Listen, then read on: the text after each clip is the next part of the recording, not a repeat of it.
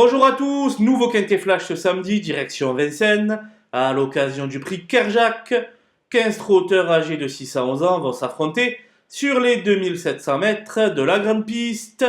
C'est le grand retour du Sardu-Landré, après son succès retentissant dans le prix de Paris. Va-t-il parvenir à s'imposer? On voit ça tout de suite avec mon analyse.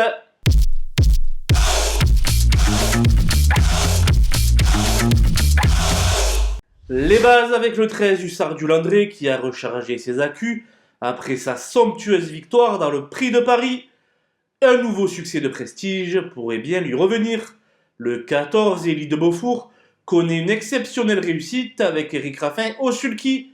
Pieds nus cette fois-ci, il devrait montrer son vrai visage.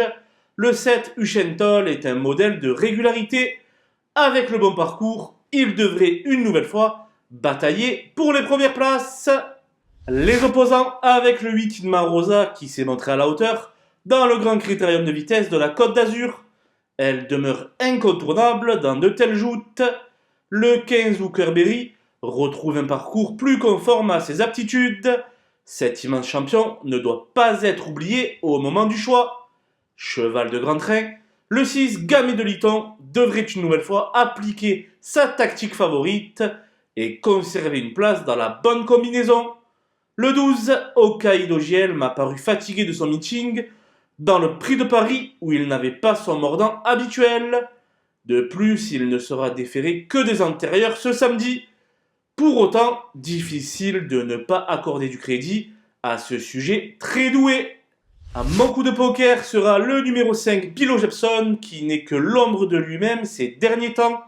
Le changement de main effectué par son entraîneur pourrait pourquoi pas constituer un électrochoc. Les outsiders avec le 10 Anna Demol qui sera totalement déférée cette fois-ci, contrairement à sa dernière troisième place du côté de Caen. Elle peut donc entrevoir une revanche sur le 9 Elvis du Vallon qui l'avait devancé ce jour-là.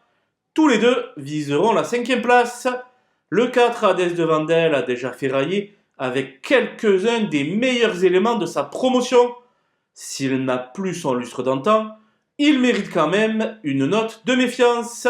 Le 11 Éclat de gloire est toujours autant performant du haut de ses 10 ans. Barré pour les premières places, il a toutefois le droit de s'emparer d'un bon chèque. Le 2 Ennemi est de retour dans les boxes de Julien Dubois. S'il ne constitue pas un interdit, il n'aura toutefois pas la partie facile avec ses fers. Je n'ai pas retenu l'As Fashion Touch, complètement surclassé à ce niveau, qui plus est avec les fers aux pieds. Et le 3 Éveil du Châtelet, un élément beaucoup plus performant sous la selle. Voilà, nous avons passé en revue les 15 partants de ce très beau groupe 2, le prix Kerjak. Je vous laisse avec ma sélection et mes conseils de jeu. Bon jeu à tous!